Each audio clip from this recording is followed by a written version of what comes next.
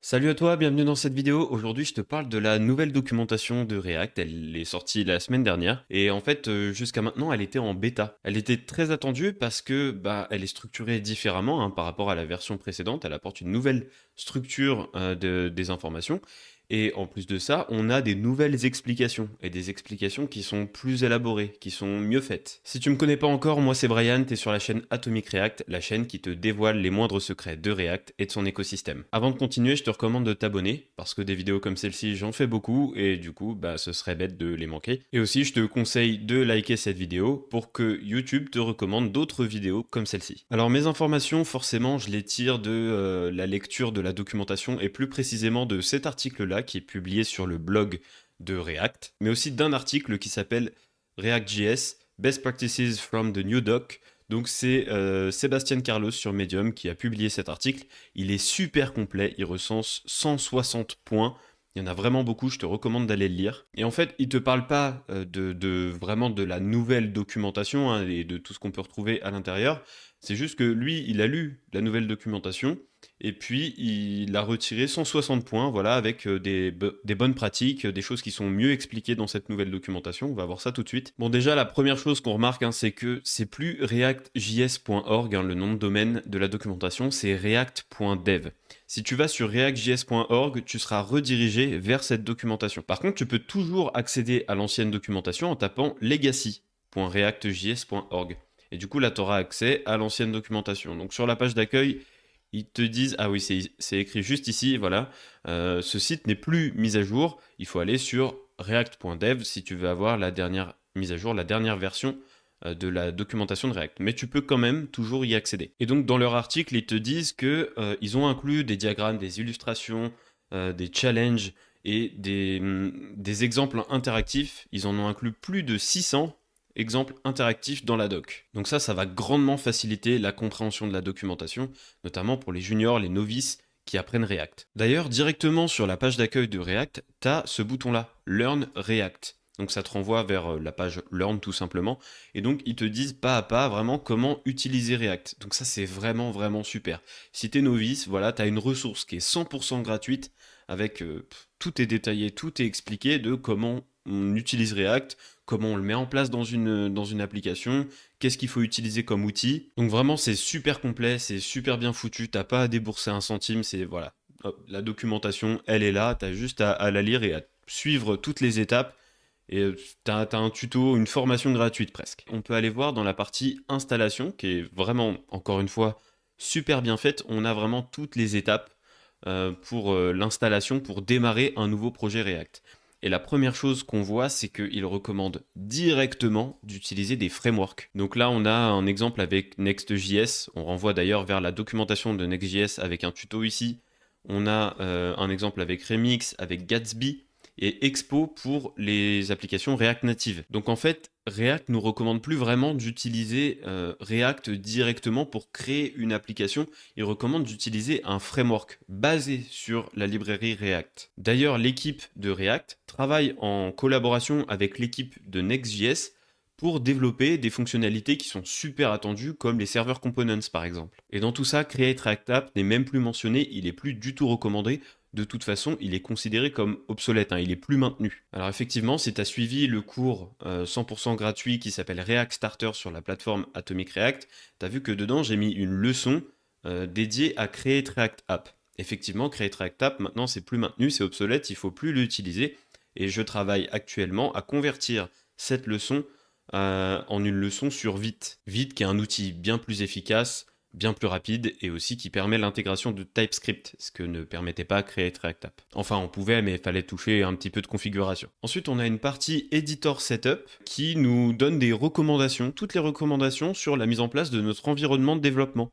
Donc, qui recommande en premier lieu VS Code, mais on peut aussi utiliser WebStorm, Sublime Text ou Vim. En vérité, tu peux utiliser l'éditeur que tu veux pour coder en React. Ça reste une librairie JavaScript.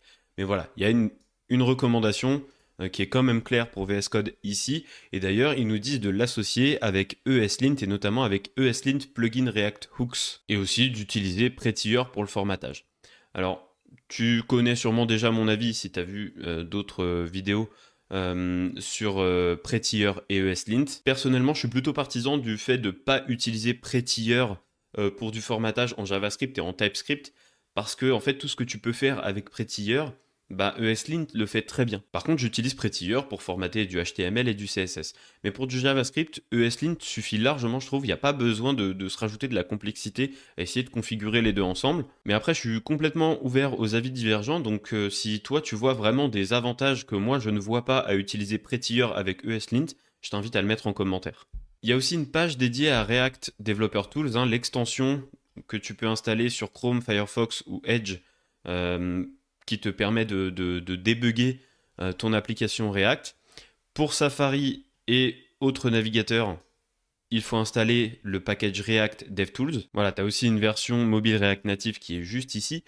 Par contre, je trouve que cette partie-là de la documentation est pas assez étoffée en fait. Ça manque d'exemples, d'exemples de tests, de débugage, voilà, comment on utilise le profiler, comment on utilise la partie components, etc. Je trouve que ça manque un peu à ce niveau-là. Voilà, ils le disent bien, hein, la seule chose qu'on apprend ici sur cette page, c'est comment installer React Developer Tools, pas forcément comment l'utiliser. Ensuite, si tu vas dans la partie référence juste ici, tu as un index de toutes les fonctionnalités de React, à commencer par les hooks. Et on voit que React maintenant met très clairement l'accent sur la programmation fonctionnelle, sur les composants fonctionnels, sur les hooks. Et en fait, maintenant, les classes components sont classées dans la partie legacy.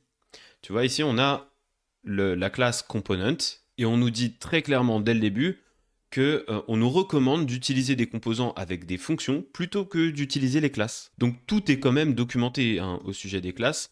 Et je te recommande pas, si tu es novice, de zapper les classes, hein. Les classes, ça reste quand même assez important. Il y a quand même beaucoup de projets aujourd'hui qui utilisent encore les classes. D'ailleurs, les classes components sont toujours supportées, hein. Ils sont toujours d'actualité. Juste, on est en train de faire une transition qui est de plus en plus claire, hein, de plus en plus évidente vers la programmation fonctionnelle en React. Et d'ailleurs, dans le cours sur les composants qui va sortir dans quelques semaines sur la plateforme d'Atomic React, je commence par enseigner les classes components, parce que je trouve que c'est plus simple pour les novices de commencer par là. C'est une version des composants qui est plus intuitive, je trouve, et qui est généralement mieux comprise. Mais après, c'est une question de point de vue, hein. Le seul avantage de connaître les deux méthodes, c'est voilà, si tu te trouves face à un projet qui a les deux méthodes ou qui utilise la méthode des classes, bah du coup, t'es pas perdu. Tu sais t'y retrouver, tu sais ce que c'est, tu sais comment ça marche, et du coup, tu sais dev dessus. Et du coup, je trouve ça super bien rangé. Chaque hook dispose de sa propre page avec tous les exemples. Tu vois que tous les exemples maintenant sont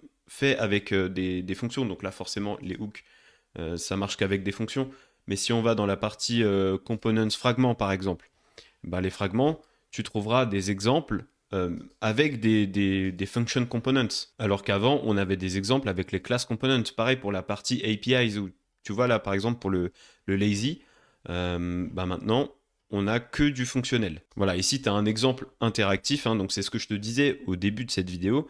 Ils ont mis des exemples interactifs vraiment partout avec Code Sandbox. Donc ça, tu vois, je peux directement modifier le code à l'intérieur. Donc là, j'ai créé une erreur. Mais je peux m'amuser là à faire un peu n'importe quoi. Ça va certainement générer des erreurs. Voilà, mais du coup, je peux tester directement dans la documentation tout ce qui est proposé par React, quoi, toutes les fonctionnalités. Donc ça, c'est vraiment cool. Donc déjà, la documentation, elle est beaucoup plus claire. Voilà, tout est bien structuré, tout est bien séparé, on s'y retrouve beaucoup plus facilement. Alors la documentation avant était pas mal, hein. Mais là, elle est encore mieux. Et puis surtout, elle est beaucoup plus détaillée. Elle est clairement plus détaillée. Il y a des détails qu'on n'avait pas avant, et des explications supplémentaires, des techniques même et des recommandations. Par exemple, maintenant, ils font très clairement la distinction entre les règles et les conventions. Donc les conventions, c'est des standards qui sont largement adoptés par la communauté, mais qui ne sont pas obligatoires. Alors que les règles, bah, elles sont définies comme étant obligatoires par définition. Par exemple, le fait d'utiliser le mot-clé use avant le nom de chaque hook, bah ça c'est une règle en React. On a une règle, c'est une obligation admise. On utilise, quand on veut créer un hook, on va mettre use quelque chose. Et tous les hooks natifs ont toujours le mot-clé use. Alors que les event handlers, donc c'est-à-dire les fonctions qui réagissent à des événements, là par convention, on va mettre le mot-clé handle devant. Tu vois, là, par exemple, on a un bouton qui va gérer un clic, qui va réagir à un événement clic. Du coup, cette fonction qui réagit à l'événement click, on l'appelle handle click. Donc tu as plein de recommandations comme ça, des règles, des conventions qui sont clairement explicitées là dans cette documentation. C'est beaucoup plus clair et c'est vraiment génial. Et il y a aussi quelque chose qui manquait, je trouve, à l'ancienne documentation, c'est l'explication concernant le mot-clé key au niveau des listes. C'était assez, c'était pas évident en fait, notamment pour les juniors, de bien comprendre à quoi ça servait. Et là maintenant, il y a vraiment toute une section dans la documentation au niveau de rendering list, juste ici où c'est super bien expliqué.